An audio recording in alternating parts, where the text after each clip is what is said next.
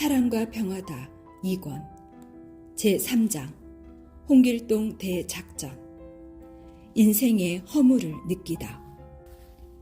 밤새는 처량하게 산을 울리며 울고 밤비는 주룩주룩 그칠 줄을 모른다. 이렇게 비가 올 때면 뚜이오와 해변가에 두고 온 네모반이 호텔같이 생각되었다.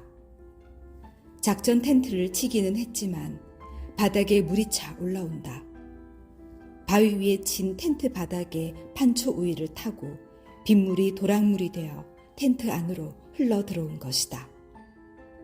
약속을 한 것도 아닌데 이런 때는 베트공들도 활동을 잘 안 하는 편이다. 병사들은 쪼그리고 앉아 도란도란 이야기를 하면서 밤을 새운다. 보초를 서는 자들이 판초 우위를 푹 뒤집어 쓰고 쪼그리고 앉아 있으면 장대 같은 빗줄기는 땀에 젖은 몸을 식혀주고 온몸을 마사지해 준다. 최고의 천연 마사지를 받는 것이다. 근무가 끝난 전우들은 요령껏 비누칠까지 해가며 샤워를 하고 굵은 때를 싹싹 밀기도 한다. 땀구멍이 막히면 답답하고 불쾌지수가 높아져 작전하는데도 지장이 많기 때문이다. 비바람은 장애물이지만 역으로 이용하면 우리들에게 이 같은 샤워장 역할도 해주었다. 우리는 번갯불에 콩 볶아 먹듯이 소낙비에 땀으로 젖은 옷도 빨아입었다. 인생의 삶도 마찬가지다. 환난과 역경, 핍박, 억울한 일들을 역으로 이용하면 앞날의 인생을 위하여 연단하고 자기 인생을 갈고 닦는데 그같이 좋은 것도 없는 것이다. 내게 밤은 명상 시간이었다. 젊은이들이 죽어가는 모습을 보면서 나는 인생의 허무함을 그 어느 때보다도 피부로 느끼며 깨닫고 있었다. 왕궁에서만 살던 석가모니는 어릴 때 부왕을 따라 밭갈이하는 제사에 참석했다가 농부가 갈아엎은 흙덩이에서 나온 군뱅이를 새가 잔인하게 쪼아먹는 것을 보고 큰 충격을 받았다고 한다.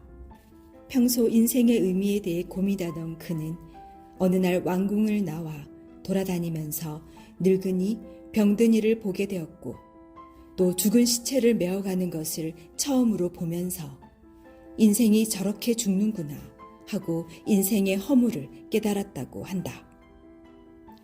우리는 전쟁터에서 싱싱한 젊은이들이 죽는 것을 보고 인생의 허물을 가장 크게 깨달았다.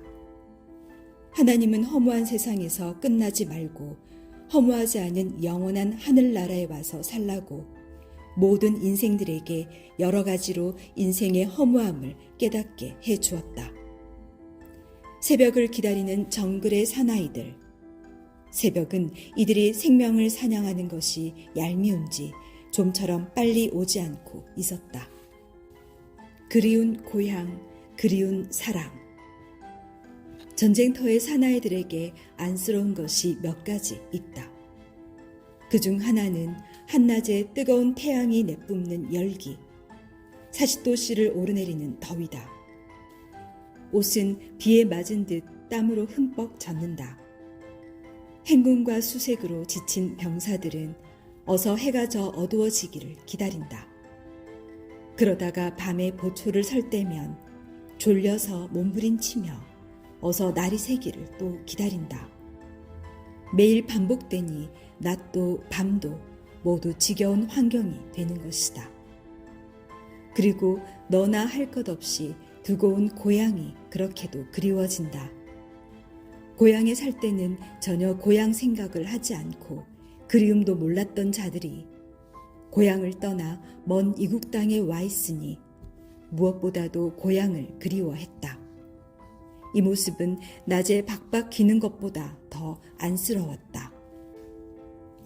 지혜의 잠언 제39집 371. 이때는 자신을 완성하는 천년 왕국 시대다.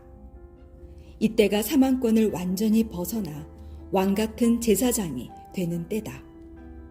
성자가 구원자를 통해 새 시대에 준 말씀을 지켜 행함으로 사탄을 굴복시키고 성자와 일체되는 때다. 372. 이때는 하나님과 성령님과 성자와 완전히 일체되어 신부로서 완성하니 사탄이 쪼개져서 사탄의 주관과 다스림을 완전히 벗어나게 된다. 그리함으로 개인도 역사도 왕같은 제사장이 되어 살게 되고 성자와 그 육인 분체가 왕이 되어 다스리게 된다. 373. 천년 역사에서 휴거의 처음급으로 올라야 완전한 부활이 되어 육도 영도 완전히 사망권을 벗어나게 되고 그리스도와 더불어 천년 동안 왕노릇하며 살게 된다. 374. 저마다 왕같은 제사장이 되어 왕노릇하려면 알아야 된다. 그리고 개인이 잘해야 된다. 375. 개인이 잘하려면 첫 번째로 배우고 알아야 된다. 376. 영생은 유일하신 하나님과 성령님과 성자를 알고 그가 보낸 자를 알므로 이루어진다. 377. 개인이 왕노릇하는 천년 왕국 시대는 구약도 신약도 해당이 안 된다. 성약 천년 주관권 안에 들어온 자들에게만 해당된다. 378. 구시대는 삼위일체에 대해 제대로 모르고 보낸 자에 대해 모른다. 고로 왕같은 제사장으로서 자격이 안 된다. 고로 천년 동안 그리스도와 더불어 왕노릇하는 자에 해당되지 않는다. 379. 하나님과 성령님과 성자 안에서 왕노릇하는 것이기에 삼위일체와 성경에 대해서 온전히 알아야 왕노릇할 수 있다. 사람들은 하나님, 성령님, 성자의 존재를 제대로 모른다. 그러니 왕노릇할 수 없다. 380. 하나님은 절대 시대에 따라서 말씀을 주신다. 어린아이급 구시대에는 새시대급 말씀을 줘도 모른다. 오직 새시대에 새시대급 말씀을 주신다.